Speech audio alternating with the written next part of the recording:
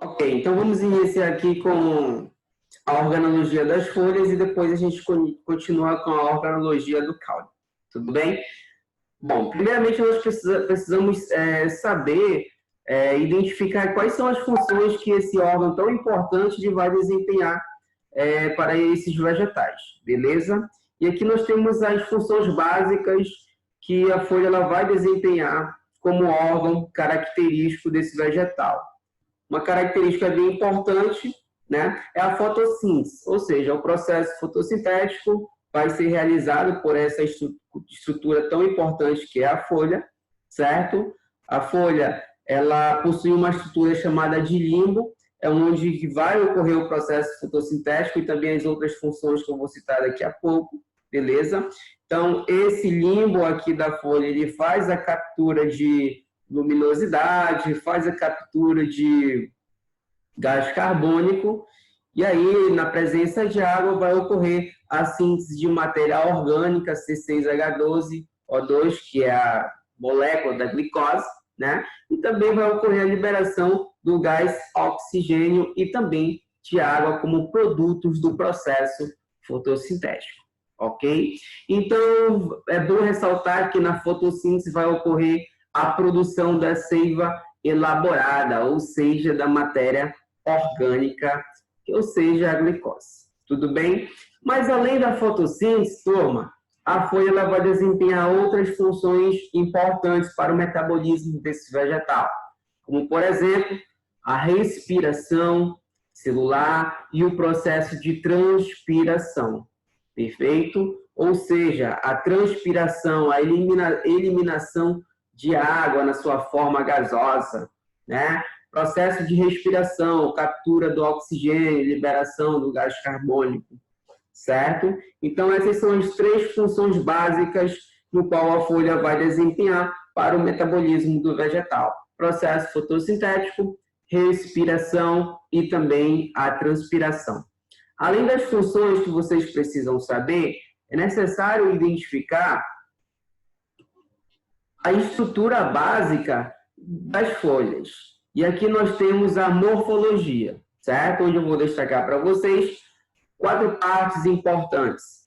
A parte principal, exatamente o limbo, onde vocês podem acompanhar aqui através da setinha, tá? Essa região, a maior parte da folha é o limbo, e esse limbo ele vai ser responsável pelas funções básicas da folha. Quais são as funções básicas? Fotossíntese, respiração e transpiração. Ok? Além do limbo, nós temos aqui uma estrutura bem importante, que é o pecíolo, e esse pecíolo ele funciona como um eixo de sustentação da folha no caule. Perfeito? Então, aqui vocês podem observar o caule, aqui vocês podem observar a folha. O pecíolo é nada mais que o eixo de sustentação da folha neste caule. Ok? E aqui também nós temos uma outra estrutura importante, que é a bainha, certo? Essa bainha, ela ajuda na inserção da folha no ramo, ou seja, no caule desse vegetal. E por fim, nós temos a estípula, que é esse raminho que vocês estão observando aqui. Bom, essa estípula ela tem a função de proteção da base do pecíolo, ok? Aqui nessa região, posteriormente, eu vou falar para vocês que aqui nós vamos ter sucessivas divisões celulares, onde vai ocorrer um crescimento chamado de crescimento secundário. Então, nesse crescimento secundário, nós vamos ter sucessivas divisões mitóticas. Então, é uma região sensível que precisa de uma certa proteção. E quem vai conferir essa proteção é exatamente essa estípula. Beleza? Então, essas são as 4 partes principais: limbo, pecíolo, bainha e estípula. Vale ressaltar que aqui vocês estão observando também nessa imagem a nervura.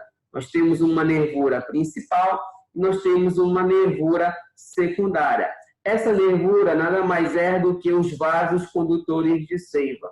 Beleza? Nós vamos ter também a presença desses vasos condutores de seiva nas folhas. Bom, a partir desse momento, eu entro agora nos tipos de folha. A gente vai começar a fazer a diferenciação desses tipos de folha. Beleza? É importante trabalhar os tipos de folha, por quê? Porque nas próximas aulas eu vou fazer uma diferenciação de duas classes de angiospermas, que são as monocotiledôneas e as dicotiledôneas. E para você conseguir diferenciar esses tipos de classe, é necessário você entender alguns tipos de folhas. E eu vou iniciar logo essa classificação quanto à disposição das nervuras. Ainda há pouco eu falei para vocês aqui na morfologia da folha sobre a nervura principal e a nervura secundária, que nada mais são projeções de vasos condutores de seiva, certo? Bom, nós temos aqui dois tipos de folhas quanto à disposição das nervuras. Nós temos as folhas paralenérvias e nós temos as folhas peninérvias. Prof, qual é a diferença? A diferença está no tipo de nervura, ok? Na disposição dessas nervuras. As folhas paralenérvias, as nervuras são o quê? Paralelas. Aqui vocês podem observar, olha aqui, eu tenho nervuras, e essas nervuras estão o quê? Em uma disposição paralela, perfeito? Então, essas folhas que vão apresentar essas nervuras paralelas, elas são classificadas como folhas paralenérvias, tudo bem? Já aqui nessa imagem B, vocês conseguem observar que nós temos a presença de uma nervura principal, ok? E através dessa nervura principal eu vou ter ramificações de outras nervuras. Na verdade, são nervuras secundárias, beleza? Quando nós temos esse tipo de nervura aqui em uma determinada folha, essa folha ela vai ser classificada como as folhas peninérvias, certo? Olha só aqui essa imagem real. Aqui nós temos nervuras paralelas nessa folha, ok? Então, aqui nós temos uma folha paralenérvia. Aqui nessa outra folhinha você consegue observar um eixo central, perfeito, uma nervura central, e a partir dessa nervura central nós vamos ter outras nervuras, ramificações. Portanto, aqui nós temos uma folha com a classificação peninérvia.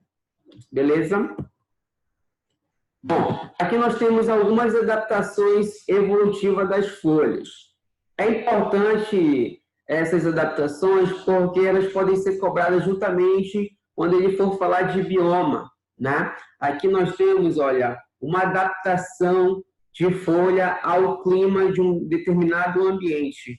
Trouxe para vocês aqui os cactos. Os cactos são vegetais característicos do bioma caatinga, né? O caatinga, onde nós temos um índice pluviométrico muito pequeno, né? Nós temos ali 4, 3 meses de inverno, né? O que é pouquíssima coisa, tudo bem? Então, os recursos hídricos são um pouco escassos nesse ambiente. E aí eu mostrei para vocês lá no início da aula que a folha ela vai ter como função primordial a transpiração. Então, ela vai perder água através da transpiração. Mas se esses cactos, se essas cactáceas estão no ambiente onde a água já é deficiente, né? Os recursos hídricos já são escassos, ela tem que evitar perder água para o ambiente. Então, uma forma de adaptação evolutiva dos cactos para evitar a perda de água foi exatamente desenvolverem as suas folhas em espinhos. Na verdade, pelo mecanismo evolutivo, essas folhas elas atrofiaram e se diferenciaram em espinhos, beleza? Então, aqui em cactos, esses espinhos são as folhas. O que você vê em verde são o caule desses cactos, tá? Vegetais da família Cactaceae. Uma outra adaptação evolutiva de folhas é o que nós encontramos na planta que vai originar o fruto maracujá, né? Ela desenvolve adaptações evolutivas chamadas de gavinhas, que são essas estruturas que vocês estão observando aqui, certo? Isso aqui são gavinhas, e essas estruturas elas vão auxiliar na fixação num suporte dessa planta, já que ela é muito instável. Então, ela precisa de um mecanismo que vai auxiliar no seu suporte. Quem vai auxiliar são exatamente essas adaptações que são as gavinhas, tá? São folhas diferenciadas. Outras adaptações evolutivas das folhas que nós temos aqui são os catáfilos e as brácteas. Vou iniciar pelos catáfilos. Os catáfilos, eles estão presentes no nosso dia a dia, até porque eles fazem parte da nossa culinária. Perfeito? Um exemplo aqui de catáfilos, de folhas adaptadas, né, são a cebola, né? A cebola, aquela parte comestível, toda essa região comestível aqui, são folhas adaptadas, são catáfilos, beleza? E aqui, olha, você pode observar as raízes da cebola, né? E acima da raiz nós temos uma região chamada de prato. Essa região chamada de prato é nada mais que o caule desse vegetal, beleza? E os catáfilos são as folhas desenvolvidas e que são utilizadas como substâncias nutritivas e são utilizadas na nossa culinária, no nosso dia a dia. Tudo bem? E nós temos aqui também as brácteas. As brácteas são essas estruturas que vocês podem observar aqui, que estão nessa cor roxa, né? Essas brácteas, elas vão ter como função proteger as pétalas das flores que atraem polinizadores, né? Você observa aqui que elas têm umas cores diferenciadas e você pode se enganar achando que são as flores. Não, brácteas não são flores, brácteas são folhas adaptadas, ok?